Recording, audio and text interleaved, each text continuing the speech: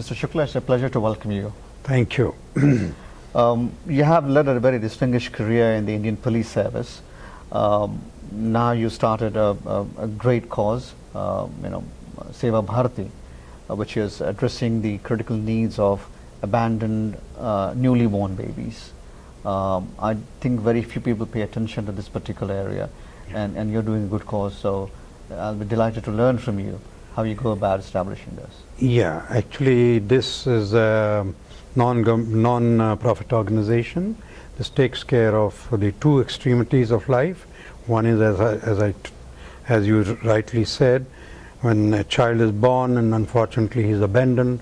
So we take care of the children, such children, and then when they come of age, they are given on adoption. That is one. The other side, the other extremity is the old age. We have an old age home where sometimes the people come because their children are not taking care of them. Sometimes, most of the times, people come because the children have gone away and they have nothing to do at home. And the third is they have nobody to look after. So these are the people. They come to our senior citizen home. We call it Anand Dham. Now, besides this, we have other projects. We take care of the most educationally and socially and economically backward tribal community, and we have our hostels and schools. We motivate these children. It's very difficult to motivate them. It's very difficult to get them in our hostels. They run away. When we get them in our hostels and they run away. Yet we keep on trying, and now the things are good.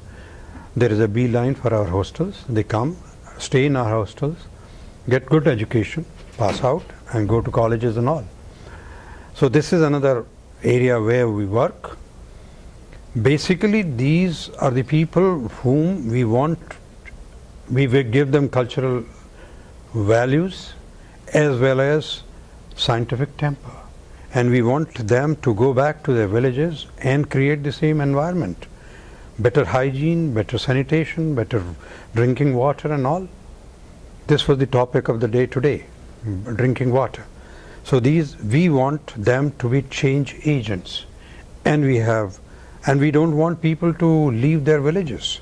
We want to create such facilities so that they stay back in their villages, create employment opportunities also we want to be created.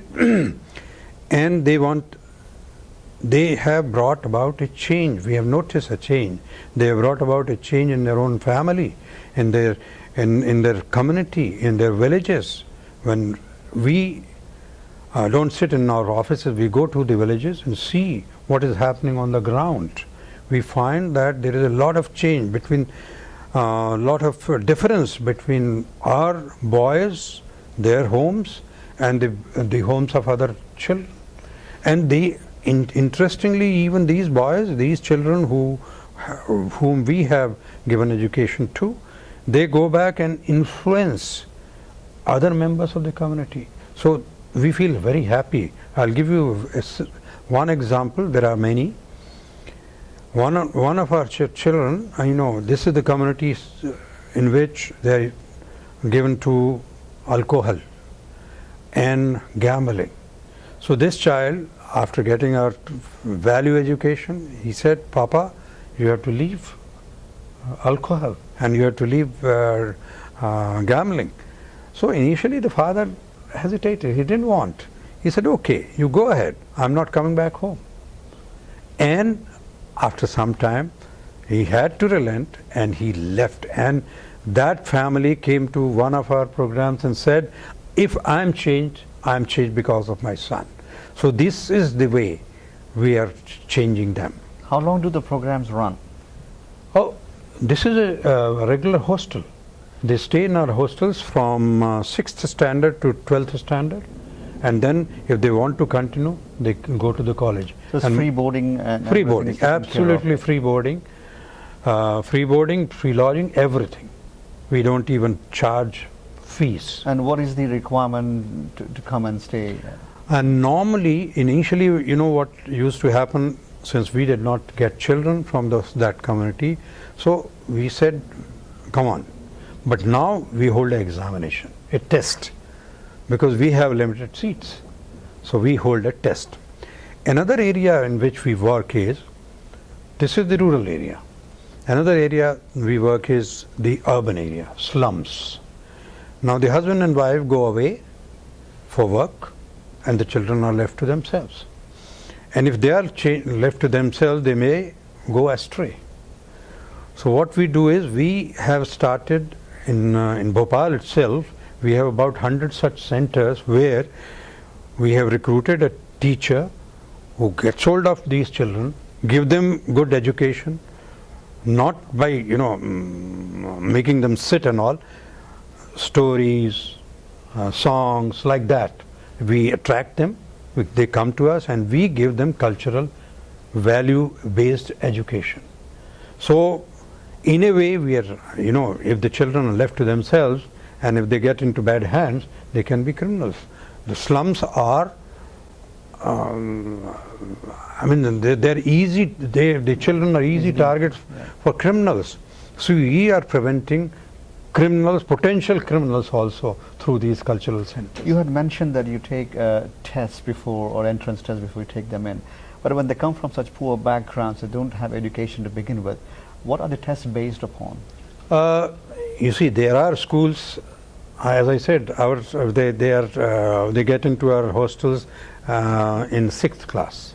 So before that, up to 5th, they are in the village. So they have very, you know how the schools run in India. Either the schools are not there, or the teachers are not there. So there's hardly, it's so difficult to get children. But now there's no problem. You had also mentioned that you're trying to make these kids change agents so they can go back instead of leaving and running away because of lack of facilities and opportunities. You're trying to influence them to go back to their villages and make a difference, so for the broader community. You have been the director for the Indian Police Service Academy, where you train a lot of IPS officers. When you look back during your time and now, when you look now, I'm sure the processes and the methodologies have changed.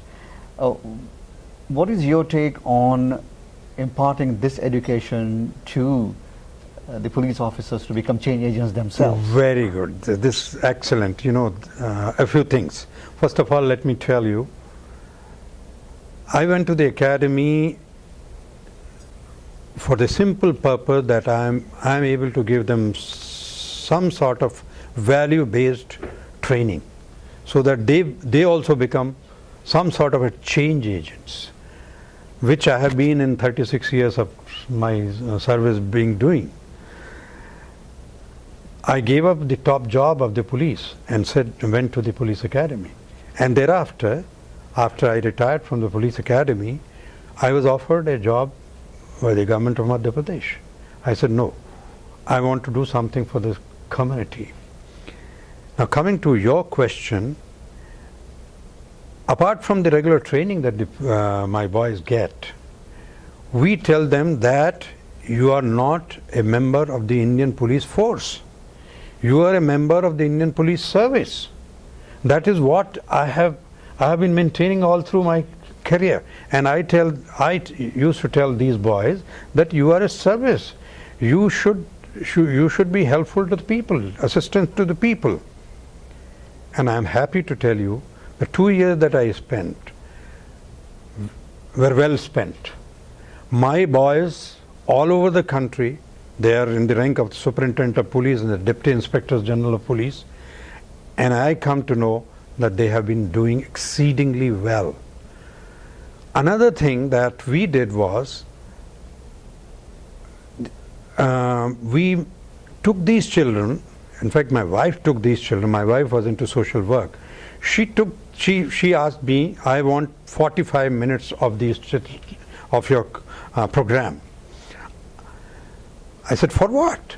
She said, I want to take them to the senior citizens home, to a orphanage, to a disabled center. Of course, we had very little. I mean, out of the training, very difficult to take out time. But I allowed. These children went to these centers, and when they came back, they were, I mean, they felt that this was very good part that they have done. So they say this is also a section of society which we must take care of. So the question that you asked, how you want to them to be change agents. So this is how they can be change agents for the society. Yeah, the reason I asked is because they have the most influence there. If you compare them to the Western countries, here, the policeman is more of a friend of the society. You want to approach the guy. There, you want to run away from him, right? So you're scared of the police. So that has to change. Yes, it has to change. In fact, I used to tell them, that people come to you when he is in crisis. So you are like, you must help them. I'll give you an example. When I was under training, one villager came to me, and when I was, it was a trivial theft, and when I started writing his report, halfway he gets up and tells me, sir, my case will be traced. I said, I have not even started investigation. How do you say that? He said, Sahab, aapne meri sun li. That is what I used to tell my boys. Suno, kam se kam, at least people come to you and listen to them. And if you listen to them, half their problem is over. They come in crisis, most crisis, critical situation. When they are under stress, you must listen to them. You must always be accessible to people. And that is how you will become more of a friend and guardian to the society. The British police is guardian to the society. American police is not. British police is guardian to the society. If a Bobby reaches the spot, they feel they're safe. That is how I wanted, and that is why I went to the academy.